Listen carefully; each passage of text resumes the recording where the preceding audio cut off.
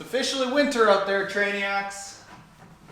Lucky me. So, this winter, I am going to try quite a few new things for running. Now, the bulk of the triathlon running training is going to be kind of the same, but I'm just going to be incorporating little tweaks on it. A little bit of water running, maybe a little bit of cross-country skiing, maybe a little bit of Zwift running. So to give you a little bit of the scoop on how to Zwift run today, we are going to talk about my setup for Zwift running, which largely just involves the Stride running power meter attached to whatever shoes I'm running in. And we're going to talk about some of the options for how you too can get Zwift running. It's pretty easy. Let's go.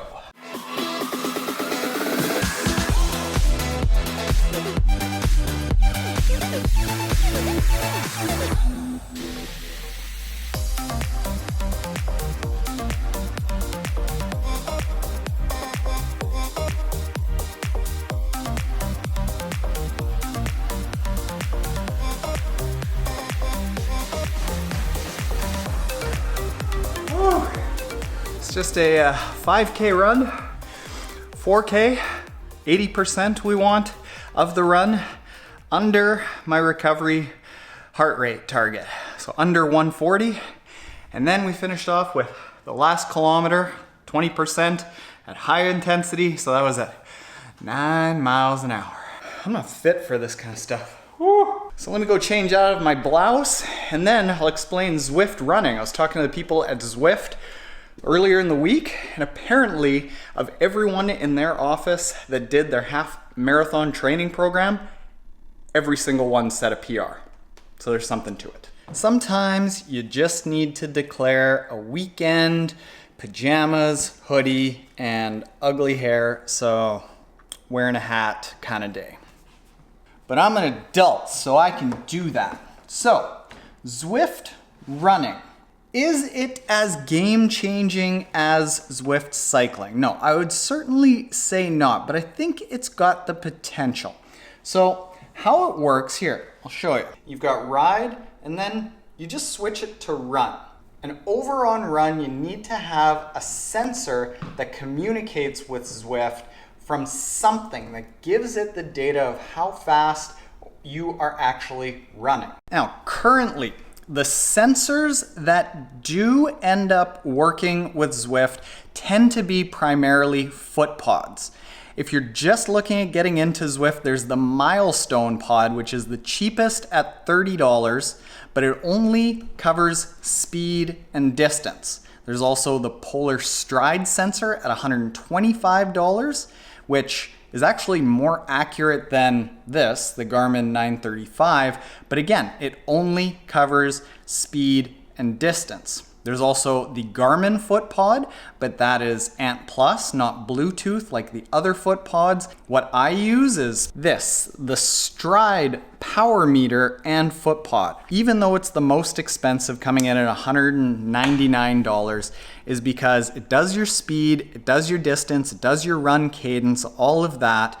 But in addition to that, it also calculates your running power. And when you start going into the Stride Power Center, that starts giving you really tangible metrics that you can use to help formulate your training. I'll show you those another day. Make sure you're subscribed for that. I'll dive into the Power Center and how you can end up using Stride. Whoa. I'm back. And how you can end up using Stride to analyze where your weaknesses are in running. Fell Runner, FELLRNR, did a study to see how accurate every single device was out there. And this, the Stride running power meter, before you even calibrate it, is by far the most accurate measurement data out there. But the downside with Zwift is that Zwift does not pick up power from this. So what I do is I set this up to communicate with Zwift, but at the same time, I'm also running Stride on my watch. And then when I finish both runs, I garbage the Zwift run and I upload this run so that I get all of my power data from this to go and analyze it later. Now you can also get a treadmill that does all of the data collection for you. Bowflex, BXT 116, 216, or 226, any StarTrack treadmill with the Bluetooth function, a Life Fitness home treadmill equipped with Track Connect, the True Fitness Performance 300, or the Techno Gym MyRun treadmill. If you already have those, you don't need a FootPod because it will connect to Zwift directly. Most people don't have any of those because they're crazy money bags expensive. So get yourself a FootPod. I like Stride. So here's how you get into this. You've got this screen, go and follow Triathlon Taren on Zwift running or Zwift riding, same sort of thing. Instead of riding like you normally would, running is always an option. If you aren't yet paired, you have to tap to pair your FootPod. If you have anything other than the Stride, you've got to go and hit that wrench, and you have to then go and calibrate the FootPod. So you set a running speed, let's say 8.1 kilometers an hour, and then you set the treadmill to that, and you run at that speed so the FootPod and Zwift can start getting a sense of, all right, when the person is going this speed and it's tracking like this, it feels like that, and this is the data that we're getting, this is how fast we're going. You can pair your heart rate, your cadence sensor should be taken care of by your FootPod. And then you hit OK. Now you can do training, and this is what I talk about with plans like the Zwift plan, the 3 Run 13.1.